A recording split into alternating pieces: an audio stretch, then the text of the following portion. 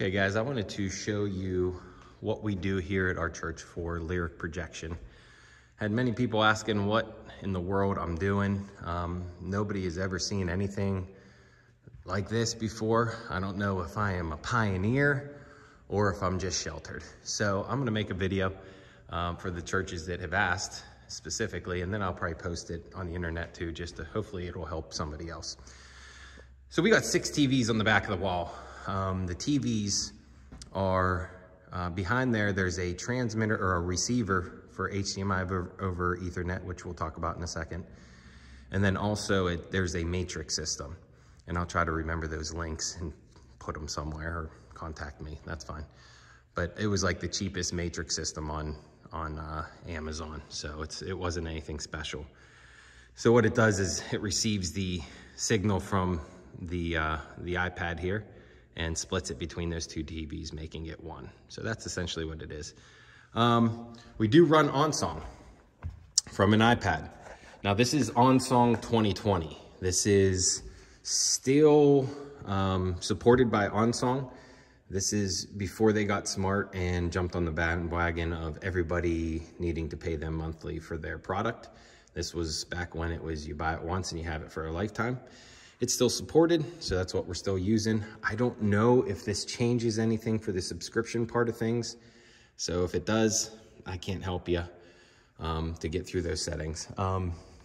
So we use OnSong. So that means we have a volunteer at church that converts all of our, the chord charts that we get from either Praise Charts or Song Select, and converts them to a Chord Pro file.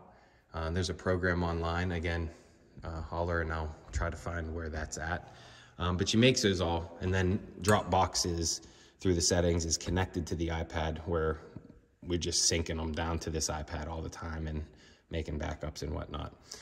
The bass player, now, obviously, if you're in the worship team, you know the troubles of, if you're not automating everything off of tracks and you're relying on Pro Presenter from the sound booth to run stage display for your lyrics and your chords, and if they're not paying attention, you're falling behind and it just becomes a train wreck. So this has been my solution to separate that system to where we control on stage what we see for music and lyrics and chords, and even the capo chords, which that's the coolest feature for OnSong, is where you can add the capo chords to it.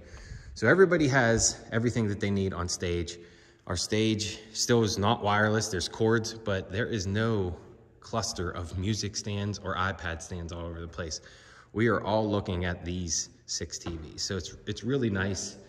Everybody's on the same page. The arrangement's set in OnSong. There's nothing that you have to do. But the bass player. The bass player, we have a air turn 6 button. It's the BT200. I have programmed it out of the normal air turn settings. Reason being is because I wanted a specific order of buttons. It does fight OnSong every once in a while. It changes the settings on us. I don't know why. I can't answer that. Sometimes we have to go back into the settings and set it to ISO capable. And that's my little note there for people. But whenever you get this pedal, you download the software and you can set it up to how I'll show you here in the settings. And you have to set it to mode 2 on there. And here, you hit the settings button. You go to tools, oh, I'm sorry, set it. Let me switch hands here, I'm not left-handed.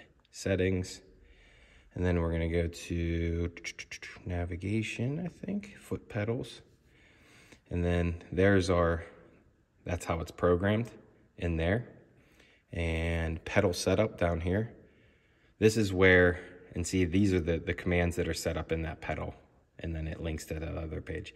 But iOS capable. Sometimes it'll switch back to air turn. I don't know why. That's what happens. We just live with it and come in here and hit ISO capable, restart the program, and everything works fine again. So it's never done it like in the middle of a set. It's only like when you first log on. I think maybe when this thing clicks on, it's probably sending an air turn signal that's messing with this for some reason. So our bass player, he controls all that. Auto is, just starts it. It's starting to scroll now. You can set that time, whatnot. If you need to go down faster, you hit the down button and the up button. So let's see, it'll go down. It'll jump it down a quarter of a page. Up, we'll go up a quarter of a page. Play and pause is we run pads through it. And previous and next just goes to the next song and come back to the previous song. So pretty self-explanatory for that.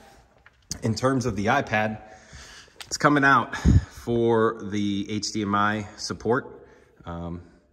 Goes through an HDMI cable. That's the power. Comes down here. And now what we have done is, since we do run pads out of the iPad, just like a standard, you know, key of whatever pad, this is a HDMI sound splitter. So I take the sound out of the HDMI cable coming from the iPad, put it to a cable here, and then continue on with the process here. So it just gives me the ability to mix in the sound person mixes in the pad. Let's go backstage here. Excuse our mess. This is our sound stuff coming from under the stage. Here's that HDMI cable coming on the other side, and it goes to a transmitter. This is the JTech Digital 3D 1080p transmitter. Sends it over Cat 5 or 6, I can't remember what I used here, but it sends it over Cat line all the way to the sound booth. So now we're gonna go to the sound booth. Turn off that.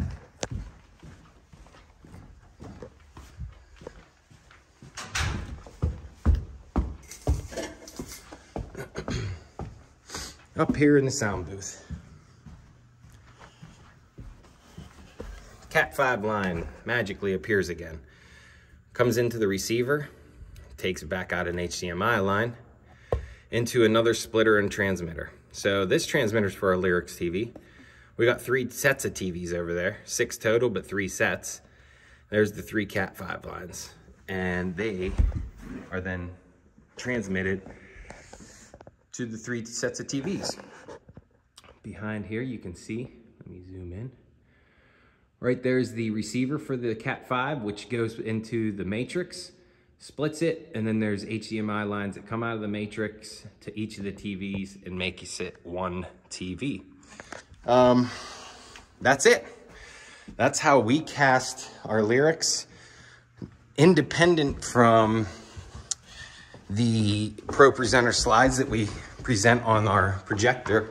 One tip that I need to show you as I run down the steps and out of breath here is how to set up, you know, your chord profile and the scrolling. This was a feat that I couldn't find anywhere else. To make it scroll better, the trick is add the blank space at the bottom of your song. So I have an arrangement title called Blank with a whole bunch of X's in it, and that allows it to scroll a little bit better, more with more flow. When you click and hold this, you can set the duration of the song, and you can play with that duration to make it faster, slower, to where the person controlling it really doesn't have to do that much work unless you guys get off a little bit. But that is the tips and tricks that I had up my sleeves to get rid of music stands, to get the capo chords and the original chords up on screen, and knowing that my entire worship team was on the same page at the same time, playing the same thing. So hopefully that helps.